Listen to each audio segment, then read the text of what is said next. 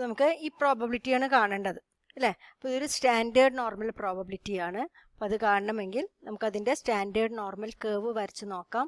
Standard normal cave വരയ്ക്കുക എന്ന് പറഞ്ഞാൽ ഇതാണ് നമ്മൾ സ്റ്റാൻഡേർഡ് നോർമൽ കേവ്.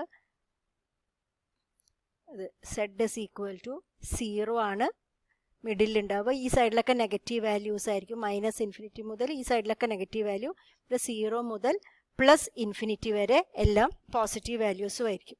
അപ്പോൾ എൻ്റെ വാല്യൂ -1.33 ആണ് അല്ലേ. അപ്പോൾ -1.33 പറഞ്ഞാൽ ഈ നെഗറ്റീവ് സൈഡിലായിരിക്കും, -1.33.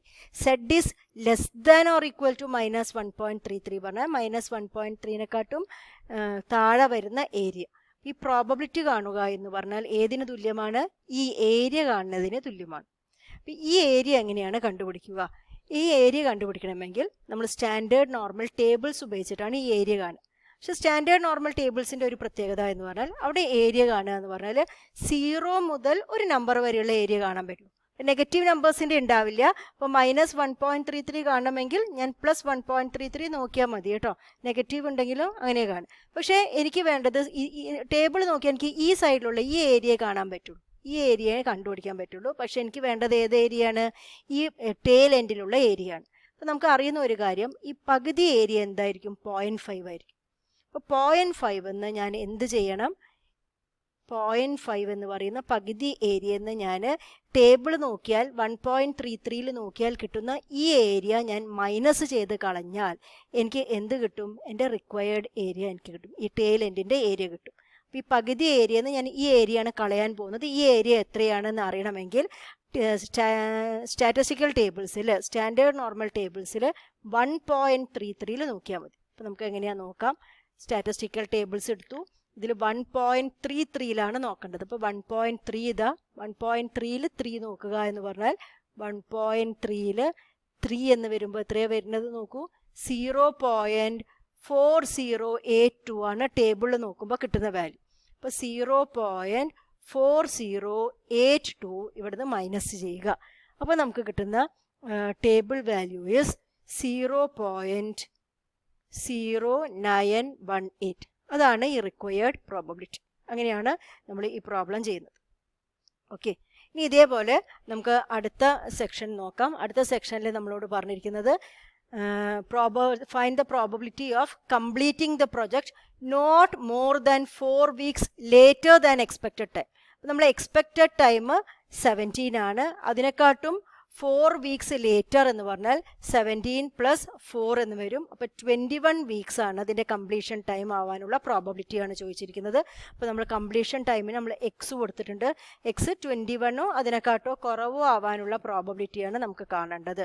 ഇതാണ് നമ്മളെ റിക്വയർഡ് പ്രോബബിലിറ്റി. അപ്പോൾ നമ്മൾ പറഞ്ഞ മാതിരി നോർമലിനെ നമ്മൾ സ്റ്റാൻഡേർഡ് നോർമൽ ആക്കണം. അപ്പോൾ probability of x - 17 divided by 3 അങ്ങനെ ചെയ്താലാണ് ഈ നോർമൽ സ്റ്റാൻഡേർഡ് നോർമൽ ആവുന്നത്. അതേ കാര്യം തന്നെ 17 മൈനസ് ചെയ്യലും 3 കൊണ്ട് ഡിവൈഡ് ചെയ്യലും ആർക്കും ചെയ്യുന്നു? 21 ചെയ്യുന്നു. 21 - 17 divided by 3 or this is equal to probability of x - 17 by 3 എന്ന് പറഞ്ഞാൽ that is the standard normal variable Z. Z is less than or equal to 21 - 17 4/3 പറഞ്ഞാൽ 1.33 എന്ന് കിട്ടും. അപ്പോൾ ഈ ഏരിയ ആണ് നമുക്ക് കണ്ടുപിടിക്കേണ്ടത്. എഗെയിൻ നമ്മൾ എന്ത് ചെയ്യുന്നു? സ്റ്റാൻഡേർഡ് നോർമൽ കേവ് വരയ്ക്കുകയാണ്. സ്റ്റാൻഡേർഡ് നോർമൽ കേവിൽ സെഡ് ഇവിടെ 0 ആണെന്ന് പറഞ്ഞു. ഈ സൈഡിലാണ് പോസിറ്റീവ് വാല്യൂസ് എല്ലാം വരിക, ഈ സൈഡിലേക്കാണ് നെഗറ്റീവ് വാല്യൂസ് വരിക. ഇപ്പോൾ നമുക്കിവിടെ കിട്ടിയത് ഒരു പോസിറ്റീവ് വാല്യൂ ആണ്. അപ്പോൾ 1.33 എന്ന് പറഞ്ഞാൽ പോസിറ്റീവ് സൈഡിലാണ് 1.33. സെഡിൻ്റെ വാല്യൂ 1.3 അതിനെക്കാട്ടോ കുറവോ ആണ് പറയാം. 1.33 കുറവ് എന്ന് പറഞ്ഞാൽ നമുക്ക് ഏതാ ഏരിയ വരിക?